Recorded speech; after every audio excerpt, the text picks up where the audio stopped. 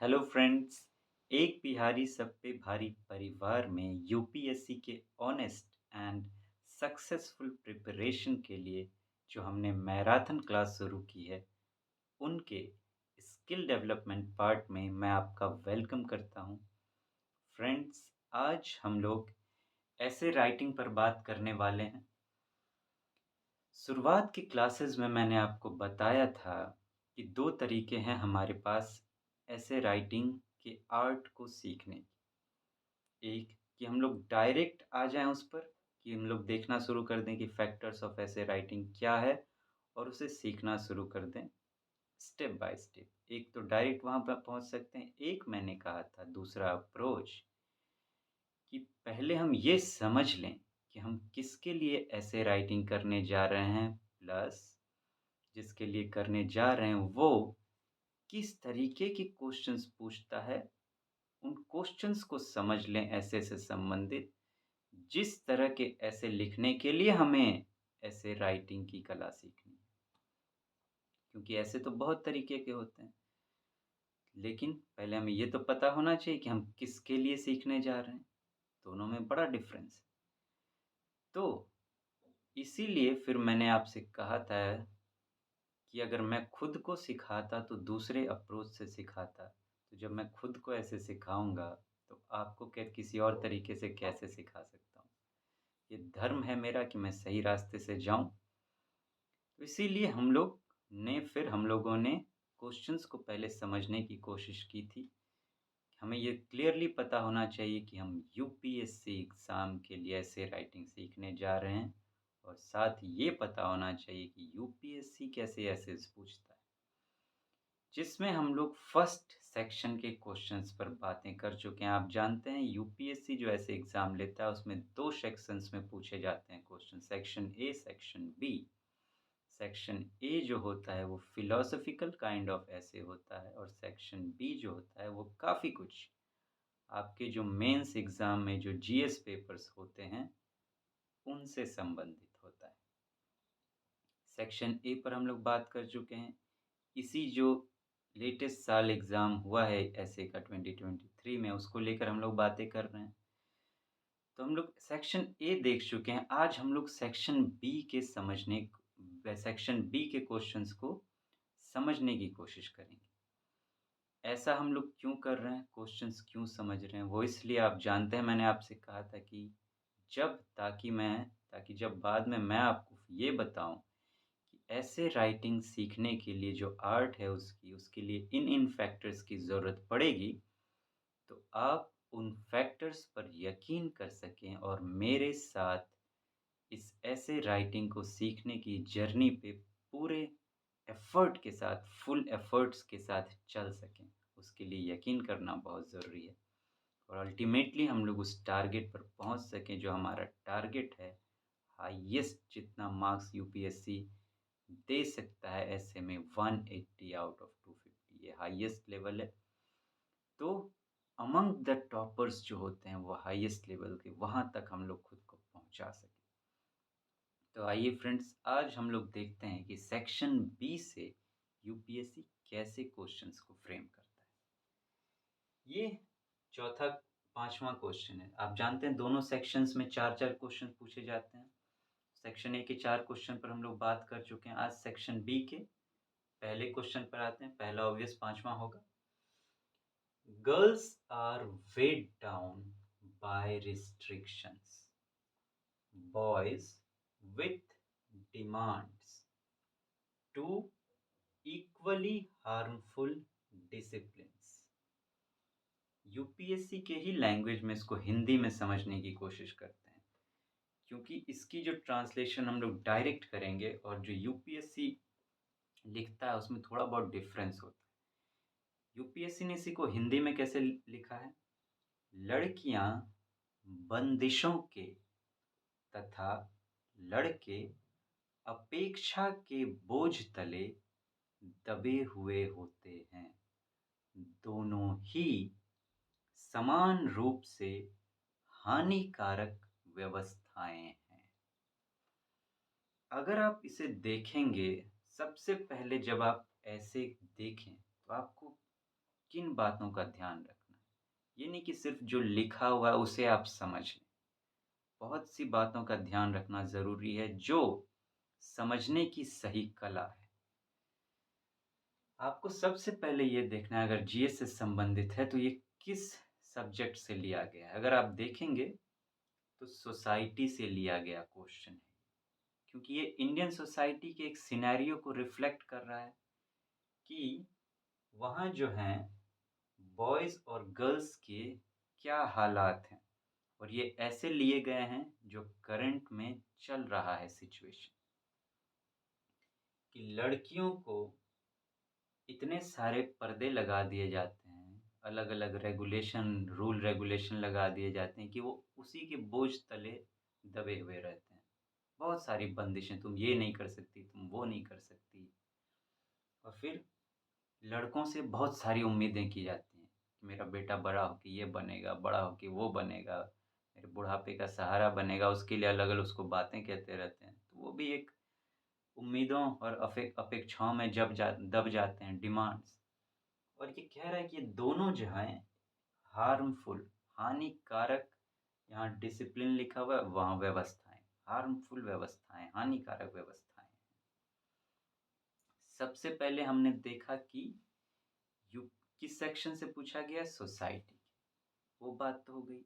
अब ऐसे राइटिंग की मैं बात करूँ तो क्या-क्या स्किल्स की ज़रूरत होती है? बहुत सारे स्किल्स जिस पर हम लोग आगे चलकर बातें करेंगे, लेकिन इसके मामले में बात करें तो जब आप समझने की कोशिश करें, ऐसे राइटिंग लिखने के काबिल आप खुद को बना पाएँ, उसके लिए सरफेस लेवल पर क्वेश्चन समझना काफ़ी नहीं होता है। आपको उसके मर्म को समझना पड़ता है। अगर मैं हिंदी में वर्ड यूज़ करना चाहूँ, तो मर्म या फिर और गहरे जाऊँ तो उसकी आत्मा। अब ये आपको फिलॉसफिकल बातें लग रही होंगी ऑब्वियसली, लेकिन बात वो है। आपको डेप्थ में उतरना होगा। जैसे अगर आप लड़के हैं, लड़की हैं, तो चले जाइए अपने गहराई में और यहाँ पर आपको खुद को रख कर देखना पड़ेगा।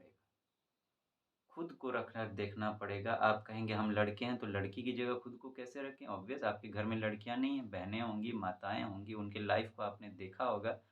इतना आपने पढ़ा भी है, लड़कियों को समझते हैं आप और लड़कियाँ भी वही करें उस तरीके से। गहरे उतरना होगा, आपको खुद को शामिल करना होगा। जब तक आप ऐसे में खुद को शामिल नहीं करेंगे, तब तक ऐसे के जो फैक्टर्स हैं और जो एलिमेंट्स हैं, जो पॉइंट्स हैं, वो आप निकाल नहीं पाएँगे। और देखिए यूपीएससी भी यही चाहता है। ऐसे का क्या मतलब होता है मैंने आपको बताया था कि ऐसे और पर्सनैलिटी एक ही होती है। ऐसे वो है जो आप हैं, क्योंकि ऐसे जो लिखा जाता है उसमें आपकी पर्सनैलिटी दिखाई देती है। ऐसे यूपीएससी फ्रेम ही करता है। ये एक रिटेन पर्सनैलिटी टेस्ट है। अब देखिए कि मैं साबित कर देता हूँ इसको कैसे। लिखा है बॉयज़ एंड गर्ल्स, अगर यूपीएससी यहाँ पर चाहता तो किसी का नाम दे सकता था। किसी एक पर्टिकुलर सेक्शन का ही नाम दे देता अगर किसी खास व्यक्ति का नहीं तो, लेकिन उसने ऐसा नहीं किया है। उसने बॉयज़ एंड गर्ल्स लिखा है ताकि आप खुद को बॉयज़ एंड गर्ल्स समझकर वहाँ खुद को प्लेस कर सकें और फिर सोचें। इस तरह से आपको समझना होगा कि यूपीएससी के ऐसे के क्वेश्चंस किस तरह से होंगे, समझने की कला। इस तरीके से वो पूछेगा जीएस से। आपको ये समझना है कि जीएस से पूछेगा भी तो कैसा पूछेगा, ताकि जब आप तैयारी करें, तो तैयारी के दौरान जो भी चीज़ें आप करें, जीएस ही क्यों ना पढ़ रहे हों, जहाँ भी आपको मौका मिले, आप खुद को वहाँ प्लेस कर दीजिए। खुद को प्लेस कर दीजिए और फिर सोचिए चीज़ों को। दूसरा समझने की कोशिश करते हैं। Mathematics is the music of reason. Mathematics is the music of reason. Hindi में यूपीएससी ने इसको क्या लिखा है कि गणित ज्ञान का संगीत है। यहाँ रीज़न है लेकिन उसने रीज़न को ज्ञान लिखा है कि गणित ज्ञान का संगीत है। एक चीज़ मैं सजेस्ट करना चाहूँगा आपको यहाँ पर कि देखिए, यूपीएससी जो फ्रेम करता है ना ऐसे, वो करता है कोई भी क्वेश्चन यूपीएससी का इंग्लिश में फ्रेम करता है, उसको वो हिंदी ट्रांसलेट करता है। तो अगर आपको डिज़ाइन करना हो अपना जो आंसर होगा इसके ऊपर, वो आप कोशिश करें कि इंग्लिश में जो लिखा गया है, उसके अकॉर्डिंग करें। क्योंकि हिंदी में थोड़ा बहुत वो ऊपर-नीचे वर्ड्स को कर देता है, जो आपको भ्रमित कर सकता है, कन्फ्यूज़न में डाल सकता है। तो बेटर होगा इंग्लिश के अकॉर्डिंग। अब देखिए, ये कहाँ से लिया गया? आप कहेंगे मैथमेटिक्स तो है ही नहीं हमारे सिलेबस में, सीसैट है ना। देखिए, वो सीसैट से पकड़ के ले आया है। मैथमेटिक्स इज़ द लेकिन वो और भी चीज़ें शामिल हैं, म्यूज़िक, आर्ट एंड कल्चर का आपका पार्ट। अब कह रहा है कि वो ये, तो क्या इसको लिखने के लिए आपको मैथमेटिक्स आना चाहिए? क्या मैथमेटिक्स के आप स्टूडेंट हैं तभी आप इसको लिख पाएँगे, क्या ऐसा है? मैंने कहा ऐसे एक पर्सनैलिटी है, आपकी पर्सनैलिटी को रिफ्लेक्ट करता है वो। तो पर्सनैलिटी किसी सब्जेक्ट की गुलाम नहीं होती। अगर उसने दिया है ऐसा क्वेश्चन तो उसमें भी वो आपकी पर्सनैलिटी ही ढूँढ रहा है। एक होता है मैथमेटिक्स का स्टूडेंट और एक आप बाज़ार जाते हैं, सामान खरीदते हैं, पैसे देते हैं, वो भी चीज़ें कैलकुलेट करता है। आप भी रोज़ गिनती करते होंगे, मैंने ये किया, वो किया, इतने रुपए खर्च हुए। ये भी मैथमेटिक्स ही है और क्या है।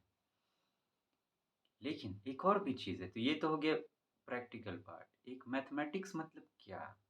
लॉजिकल थिंकिंग, साइंटिफिक थिंकिंग, ये मैथमेटिक्स की पार्ट।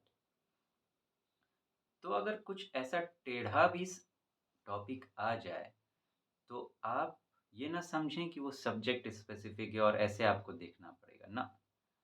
आपको खुद ही को प्लेस करना है वहाँ। आप एक लॉजिकल पर्सन बनकर, रैशनल पर्सन बनकर मैथमेटिक्स की जगह खुद को पुट कर दीजिए और फिर सोचिए पॉइंट्स निकल कर आएँगे। ख़ैर मैं तो अभी सिर्फ़ समझाने की कोशिश कर रहा हूँ, 2 बातों का आपको ध्यान रखना है समझने के लिए ऐसे के जीएस टॉपिक्स को, कि एक देखना है कि ये किस सब्जेक्ट से आया हुआ है और फिर उस सब्जेक्ट की गहराई में उतरिए, उस सब्जेक्ट के मर्म को समझने की कोशिश कीजिए कि ये सब्जेक्ट अपने आप में है क्या? उसकी पूरी चीज़ों को, उसकी भावनाओं को, सब चीज़ को समझने की कोशिश कीजिए कि यूपीएससी के लिए ये सब्जेक्ट क्या है? यूपीएससी ने क्यों इस सब्जेक्ट को लेके आया? स्टूडेंट को कैसा बनाना चाहता है? कैसे क्वेश्चन्स फ्रेम करता है? क्या-क्या चीज़ें हैं? और रियल लाइफ़ में भी इसका क्या रोल है इस सब्जेक्ट का? उन सब चीज़ों को समझिए और फिर उसके बाद अपने आप को पुट कीजिए वहाँ पर। जो भी है आपका जो टॉपिक का मेन कोर है, वहाँ पे खुद को पुट कीजिए। इन दोनों के कॉम्बिनेशन से फिर आपके ऐसे राइटिंग की ऐसे को लिखने की जर्नी शुरुआत होगी। ऐसे राइटिंग फिर करनी। तब आपको सच में समझ में आएगा कि आपको लिखना क्या है। इस तरीके से आपको ऐसे को समझना है फ्रेंड्स। तो आज हमने 2 एसेस पर बात की, बाकी 2 एसेस बच गए हैं सेक्शन बी के, उन्हें भी हम लोग देखेंगे अगली क्लास में। तो फ्रेंड्स आप अपना ध्यान रखें। Take very good care of yourself. Will meet soon. Thank you so much. Have a nice day.